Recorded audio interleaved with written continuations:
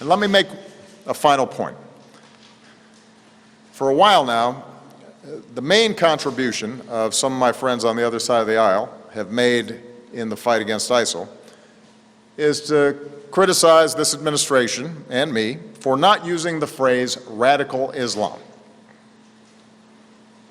That's the key, they tell us. We can't beat ISIL unless we call them radical Islamists.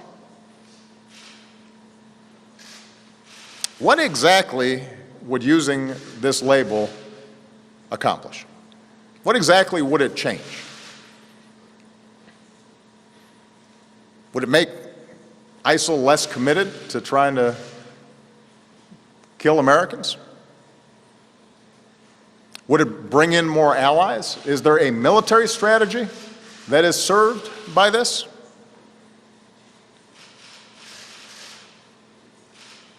The answer is none of the above.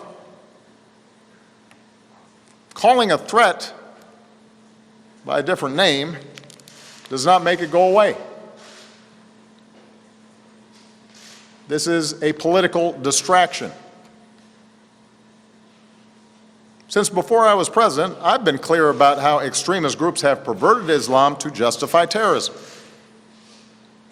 As president, I have repeatedly called on our Muslim friends and allies at home and around the world to work with us to reject this twisted interpretation of one of the world's great religions. There's not been a moment in my 7.5 years as president where we have not been able to pursue a strategy because we didn't use the label radical Islam. Not once has an advisor of mine said, man, if we really use that phrase, we're going to turn this whole thing around. Not once. So if someone seriously thinks that we don't know who we're fighting,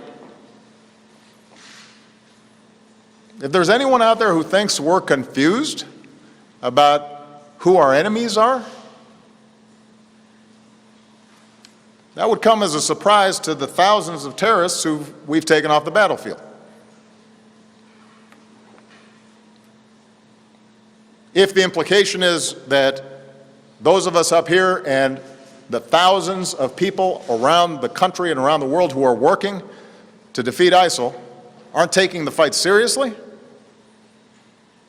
that comes as a surprise to those who've spent these last 7.5 years dismantling Al-Qaeda and the Fatah, for example, including the men and women in uniform who put their lives at risk, and the special forces that I ordered to get bin Laden and are now on the ground in Iraq and in Syria. They know full well who the enemy is.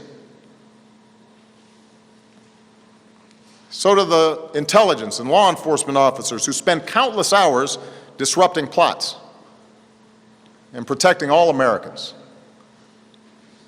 including politicians who tweet and appear on cable news shows. They know who the nature of the enemy is. So there's no magic to the phrase radical Islam. It's a political talking point. It's not a strategy. And the reason I am careful about how I describe this threat has nothing to do with political correctness and everything to do with actually defeating extremism. Groups like ISIL and Al-Qaeda want to make this war a war between Islam and America, or between Islam and the West. They want to claim that they are the true leaders of over 1 billion Muslims around the world who reject their crazy notions. They want us to validate them by implying that they speak for those billion-plus people, that they speak for Islam. That's their propaganda. That's how they recruit. And if we fall into the trap of painting all Muslims with a broad brush and imply that we are at war with an entire religion, then we are doing the terrorist work for them.